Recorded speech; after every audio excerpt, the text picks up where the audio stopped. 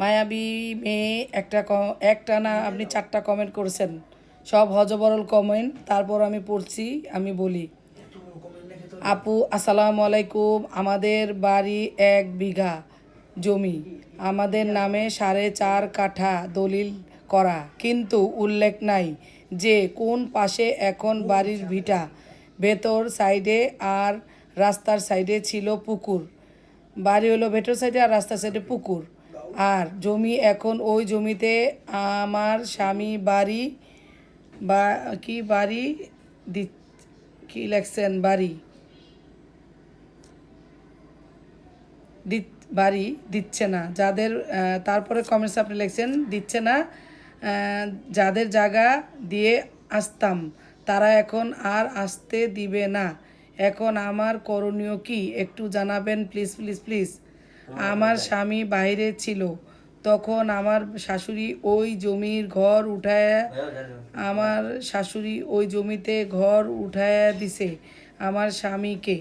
ঘর করা 2012 সালে, এখন ঘরটা ভাঙার মতো না। এখন আমার স্বামীর এবং সৎ দেবররা বলছে ওই জমি এক পাশে আর ঘর অন্য পাশে অংশের জমিতে ঘর রাখা যাবেন। এখন আমাদের নামে জমিতে যাইতে বলছে।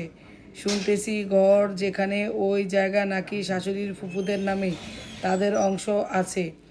52 জন মানুষ ফুফু এবং তারা ছেলেরা মারা গেছে বেশি। এখন নাতির আর আমাদের নাতিরা আছে আমাদের বাড়ির আগের পুকুর। আমরা আছি কি লেখছেন না লেখছেন সব বরল বুঝি না। আপনি হয়তো বুঝাইতে চাইতেছেন যে আপনাদের জায়গাটা 4 কাঠা, ওটার কোনো চৌহদ্দি নাই, মানে কে কোন অংশ খাবে এই ধরনের কোনো হয়তো ভাগ বাটোয়ারা নাই।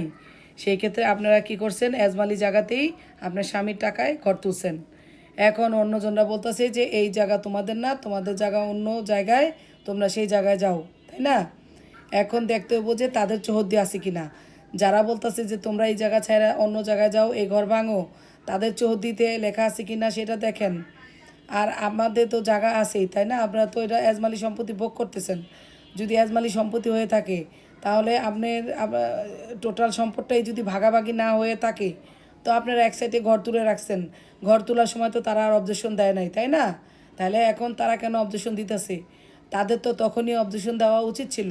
যেহেতু অবজেকশন দেয় নাই, আপনারা ঘাপটি মেরা বসে থাকেন, চুপচাপ কোনো কথা বলবেন না। মামলা করলে তখন মামলায় যায় আপনারা উত্তর দিয়ে আসবেন। এত সহজ না। একটা ঘর ভেঙে আবার সরাইবেন কেন? তারা উল্টাপাল্টা বললেই আপনারা শুনবেন না, চুপচাপ বসে থাকেন।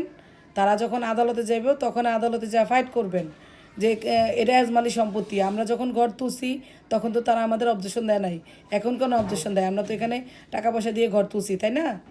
তো কিচ্ছু হবে না, দেখবেন যদি আজমালি সম্পত্তি হয়ে থাকে কিচ্ছু হবে না। আপনারা আপনাদের সাইডে খাইতে পারবেন, কোনো সমস্যা নাই। টুকটাক হুমকি ধমকিতে আপনাদের ভয় পাওয়ার দরকার নাই। এর পরবর্তীতে কি হয় আমাকে জানায়েন। ধন্যবাদ।